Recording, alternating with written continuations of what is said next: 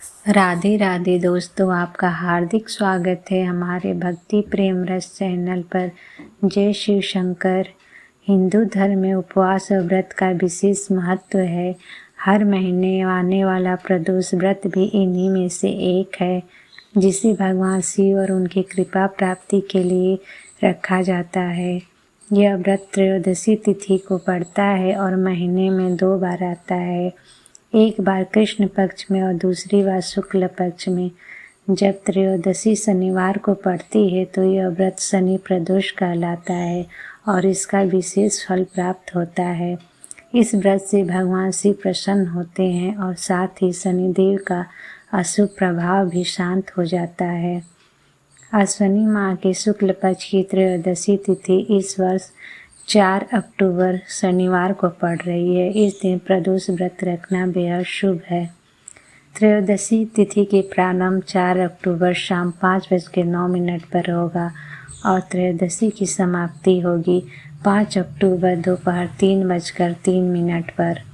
प्रदोष पूजा का शुभ मुहूर्त रहेगा शाम 6:24 से रात को 8:49 तक। इसके लिए आपको कुल 2 घंटे या 2.5 घंटे का समय मिल जाएगा। व्रत वाले दिन आप सुबह पहले सबसे उठें, स्नान करके स्वच्छ वस्त्र धारण करें, घर के मंदिर या पूजा स्थान को साफ करके भगवान शिव, माता पार्वती सहित पूरे शिव परिवार की प्रतिमा या चित्र स्थापित करें। फिर घी का दीपक जलाएं, फूल, धूप, फल और नैवेद्य से भगवान को भोग लगाएं। ओम नमः शिवाय मंत्र का जप करें और भगवान शिव जी की आरती करें। संध्या के समय प्रदोष मुहूर्त में फिर से शिव मंदिर जाएं। शिवलिंग पर जल, बेलपत्र, आँख का फूल, धतूरा, भांग, शहद और गन्ना चढ़ाना चाहिए। शनि प्रदोष की व्रत कथा सुनना चाहिए और अंत में क्षमा याचना करें। पूजा के बाद पीपल के पेड़ के नीचे सरसों के तेल का दीपक जलाकर शनिदेव की आराधना करना चाहिए। तांबे के लोटे में जल भरकर उसमें काला तिल और समी पत्र मिलाएं और शिवलिंग पर अर्पित करें। इसके बाद शिव चालीसा का पाठ करना चाहिए। यह उपाय शनि दोष को कम करने में बहुत ही पुण्य फलदायक होता है। इस दिन शिवलिंग पर 108 बेलपत्र चढ़ाना चाहिए। अत्यंत शुभ माना गया है ऐसा करना। अगर नहीं हो सके तो जो भी मिले बेलपत्र चढ़ाना जरूर चाहिए। साथ ही उड़द की दाल, काले वस्त्र, जूते, चप्पल और शनिदेव से जुड़ी वस्तुएं दान करना बहुत ही लाभकारी होता है।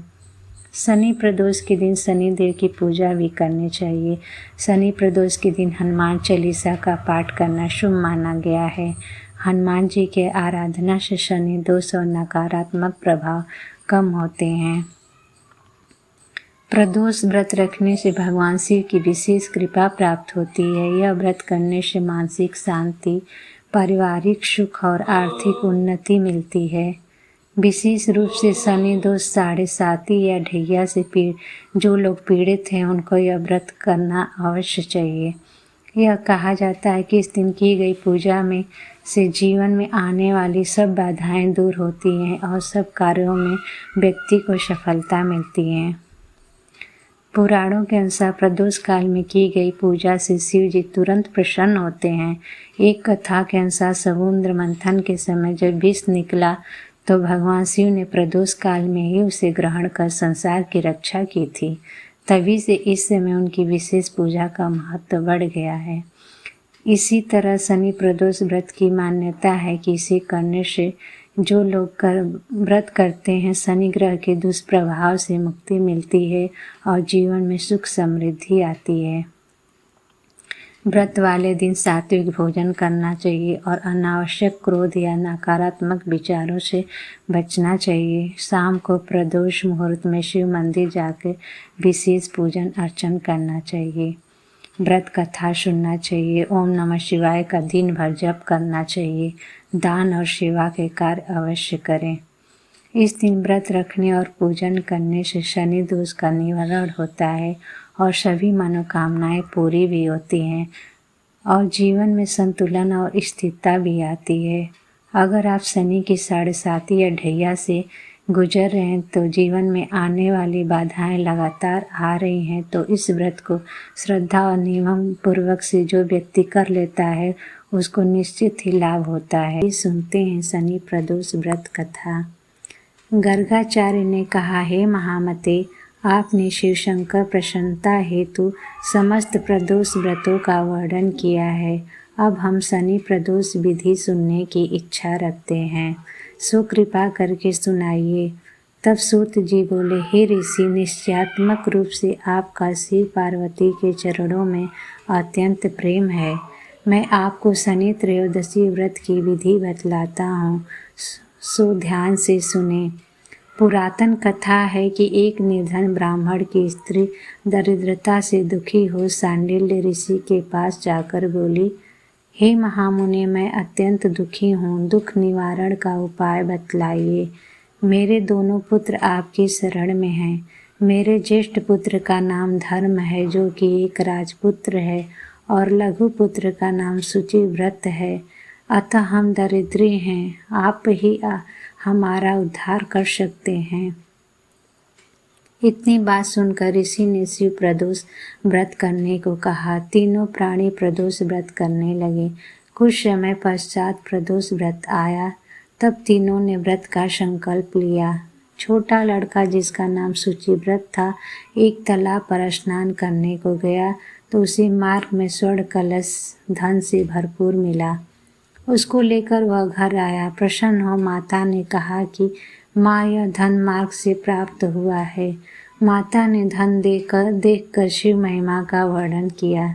राजपुत्र को अपने पास बुलाकर बोली, देखो पुत्र, यह धन हमें शिव जी की कृपा से प्राप्त हुआ है। अतः प्रसाद के रूप में दोनों पुत्र आधा आधा बांट लो। माता का वचन सुनकर राजपुत्र ने शिव पार्वती का ध्यान किया और बोला, पूज्य, यह धन आपके पुत्र का ही है माँ, इसका अधिकारी नहीं हूँ। मुझे शंकर भगवान और माता पार्वती जब देंगे तब लूँगा। इतना कहकर वह राजपुत्र शंकर जी की पूजा में लग गया। एक दिन दोनों भाइयों का प्रदेश भ्रमण कर विचार हुआ। वहाँ उन्होंने अनेक गंधर्व कन्याओं को क्रीड़ा करते हुए देखा। उन्हें देखकर शुचिव्रत ने कहा, भैया, अब हमें इससे आगे नहीं जाना। इतना कह शुचिव्रत उसी स्थान पर बैठ गया। परंतु राजपुत्र अकेला ही स्त्रियों के बीच में जा पहुंचा। वहाँ एक स्त्री अति सुंदर राजकुमार को देखकर मोहित हो गई और राजपुत्र के पास पहुंचकर कहने लगी कि हे सखियों, इस वन के समीप ही जो दूसरा वन है, तुम वहाँ जाकर देखो। भांति भांति के पुष्प खिले हैं। बड़ा सुहावना समय है। उसकी शोभा देखकर आओ। और मैं यहीं बैठी हूँ। मेरे पैर में बहुत पीड़ा है। यह सुन सभी सखियों दूसरे वन में चली गई।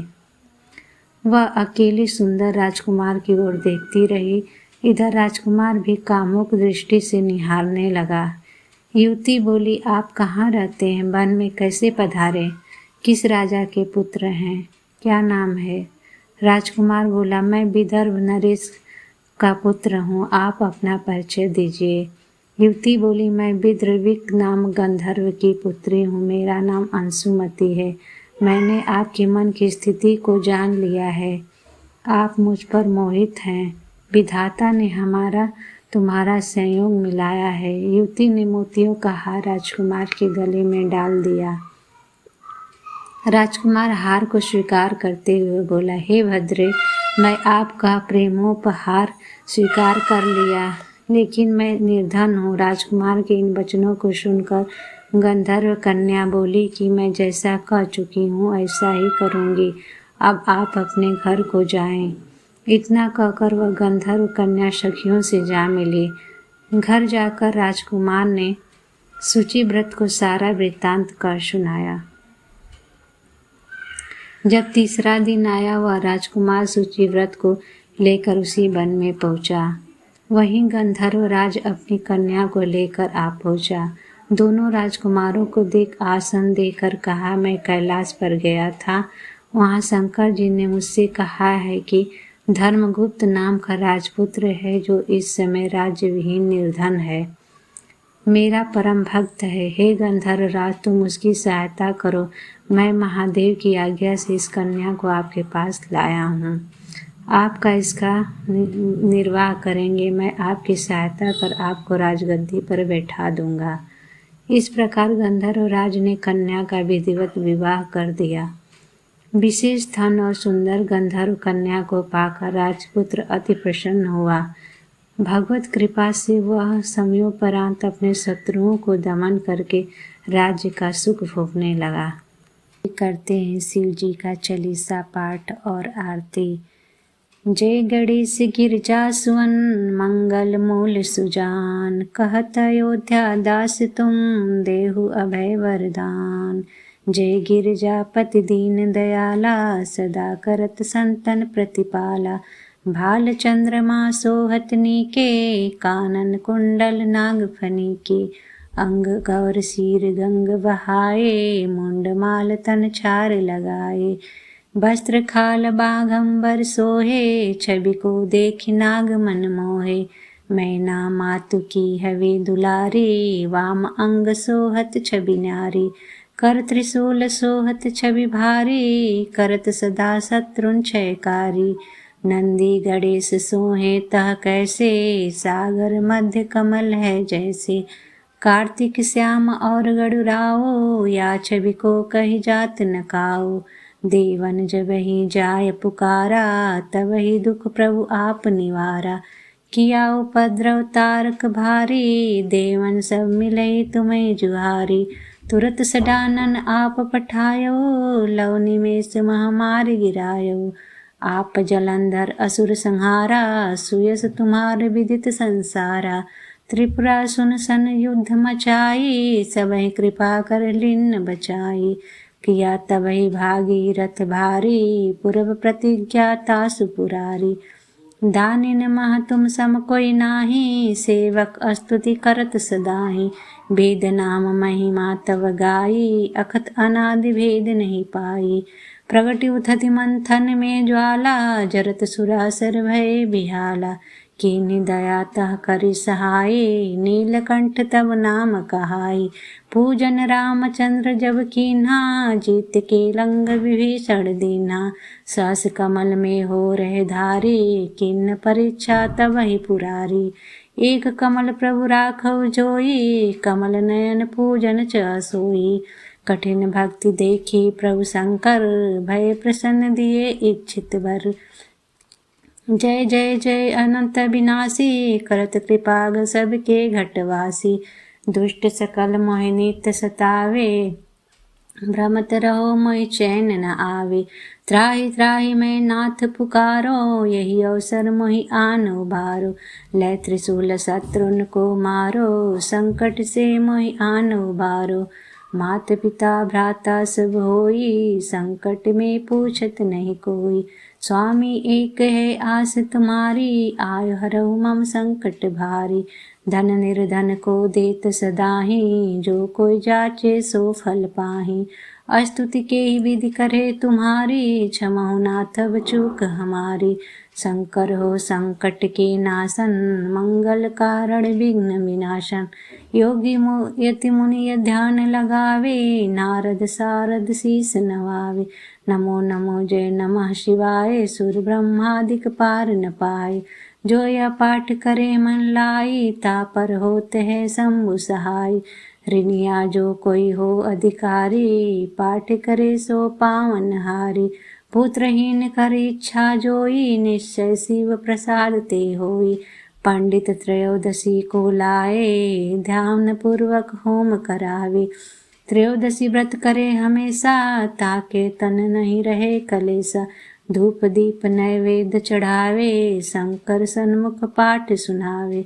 जन्म जन्म के पाप नसावे, अंतपुर धाम शिवपुर में पावे। कह अयोध्या दास तुम्हारी, जान सकल हर दुख हरऊ हमारी। नितनेम कर प्रातः ही पाठ करो 40। तुम मेरी मनोकामना पूर्ण करो जगदीश। मक्सर छठ हेमंत ऋतु संवत 64 जान। अस्तु 30 40 सासी वहीं पूर्ण किन्न कल्याण। जय भोलेनाथ। करते हैं भगवान शिव की आरती। ओम जय शिव ओंकारा स्वामी जय शिव ओंकारा। ब्रह्मा विष्णु सदा शिव अर्धांगिनी धारा। ओम जय शिव ओंकारा। एकानन चतुरानन पंचानन राज। हंसासन गरुड़ासन वृषवाहन साज। ओम जय शिव ओंकारा। ओम जय शिव ओंकारा। 2 भुज 4 चतुर्भुज 10 भुज अति सोहे। त्रिगुण रूप निरखते त्रिभुवन जन मोहे। ओम जय शिव ओंकारा। अक्षमाला बनमाला मंडमाला धारी। चंदन मृग मद सोहे बाले शशिधारी। ओम जय शिव ओंकारा। श्वेतांबर पीतांबर बाघंबर अंगे। सनकादिक गरुड़ादिक भूतादिक शंगे। ओम जय शिव ओंकारा। करके मध्य कमंडलु चक्र त्रिशूलधारी। सुखकारी दुखहारी जगपालनकारी। ओम जय शिव ओंकारा। ब्रह्मा विष्णु सदा शिव जानते अविवेका। प्रणवाक्षर में शोभिते तीनों एका। ओम जय शिव ओंकारा। त्रिगुण स्वामी जी की आरती जो कोई नर गावे। कहत शिवानंद स्वामी सुख संपत्ति पावे। ओम जय शिव ओंकारा। ओम जय शिव ओंकारा। हरे शिव जय ओंकारा। ब्रह्मा विष्णु सदा शिव अर्धांगिनी धारा। ओम जय शिव ओंकारा। ओम जय शिव ओंकारा।